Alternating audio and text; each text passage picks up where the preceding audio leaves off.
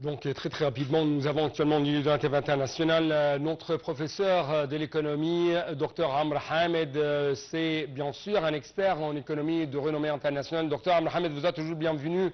Et permettez-moi de vous poser cette question. Comment vous trouvez les différentes dimensions, les différents pas entrepris par l'Égypte pour relancer cette coopération entre l'Égypte et les différents pays africains dans le domaine de l'agriculture pour arriver à la sécurité alimentaire? Bonsoir, Monsieur Hani. Pour commencer, le rôle de l'Égypte en Afrique, c'est un rôle, on peut dire, historique, parce que, comme vous le savez, l'Égypte représente, si vous pouvez, par exemple, dessiner une croix devant vous maintenant, un croix géographique du monde qui relie un nord... carrefour, oui. Pardon? Un carrefour. Exactement. Qui relie le nord, ça veut dire l'Europe, avec l'Afrique au sud, et à l'est, l'Asie, et à l'ouest, le nord de l'Afrique, le Méditerranée, et vous pouvez même aller à l'ouest vers vers l'Amérique, si vous voulez. Alors, le cœur de tout ça, c'est l'Égypte. Et de point de vue historique, l'Égypte a joué ce rôle comme le leader des pays africains. C'est si vous voulez aussi, c'est la porte pas seulement de l'ouest de l'Europe, mais aussi de l'Asie vers le centre et le sud de l'Afrique.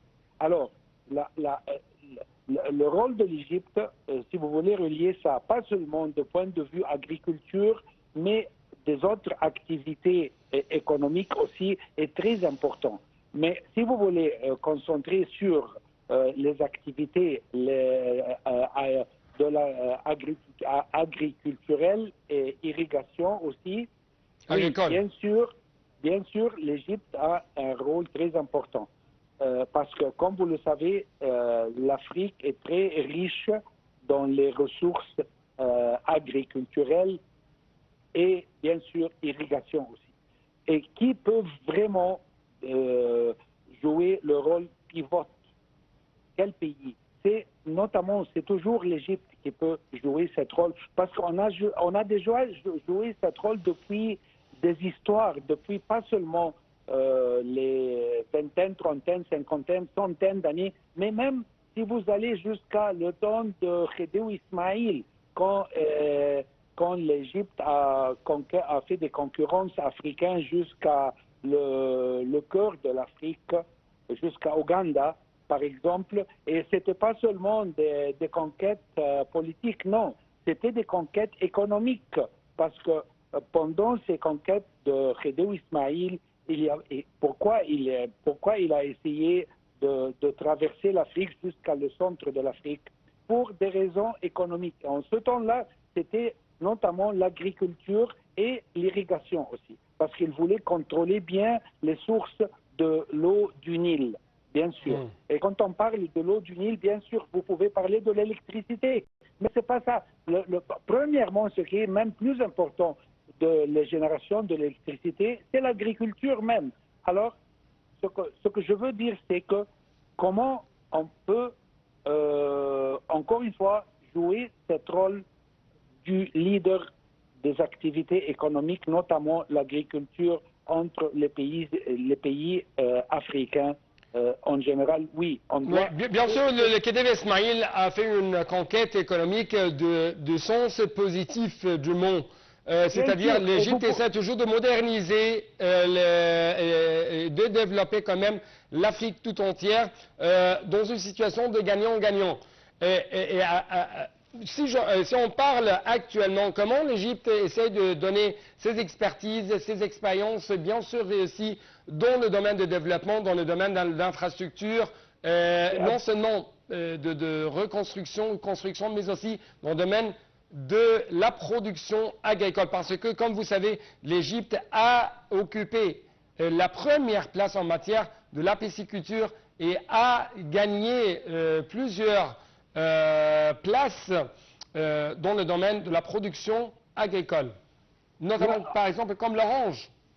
Oh, ok. Je vais passer à cette question, mais avant ça, donnez-moi quelques secondes seulement pour continuer le développement historique du rôle de l'Égypte du point de vue agriculture en Afrique. Parce que ça commençait vraiment avec Khedive Ismaïl, mais ça continuait même avec pendant le temps des rois Fouad et des rois Farouk qui étaient le roi de l'Égypte et Soudan. Il ne faut pas oublier ça. Et quand je dis Soudan, ça veut dire le milieu de l'Afrique. Et puis, après ça aussi, le président Mohamed Naguib, il était soudanais aussi. Il avait beaucoup de relations avec le Soudan, avec le centre de l'Afrique. Et après ça aussi, il y avait des politiciens. Il ne faut pas oublier le rôle de monsieur Boutros Ghali, qui était le chef de l'Union unie. N'oubliez pas son rôle. Et il était un expert en relations africaines entre l'Égypte et l'Afrique. Et si vous voulez aussi, le ministre de l'irrigation, depuis peut-être 15 années seulement, le docteur Mustafa Abou Zeid, qui était un expert. Il était le ministre de l'irrigation, mais il était un expert. Donc il y avait plusieurs personnalités égyptiennes spécialisées dans ce domaine. Exactement. Alors, maintenant, après expliquer ça, je veux maintenant répondre à votre question. Le paysan égyptien et l'expert égyptien en agriculture, je ne veux pas exagérer, mais il n'y a pas comme le paysan égyptien dans toute l'Afrique. Oui, bien sûr.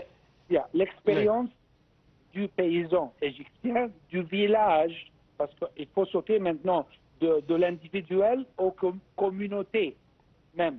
La communauté rurale égyptienne, c'est numéro un, pas seulement en Afrique, mais même si vous voulez comparer avec des autres continents.